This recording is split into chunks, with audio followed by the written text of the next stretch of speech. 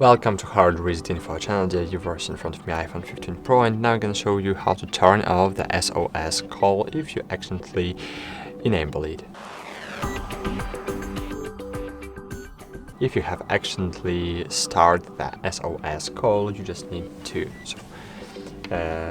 How you can start the accident call? To start the accident call, you need, I don't know how, but you just need to press together power and volume up, and then accidentally, of course, turn right SOS call. And if you have enabled it, you just need to click on the end button and then end call. In this way, you will cancel the emergency SOS call.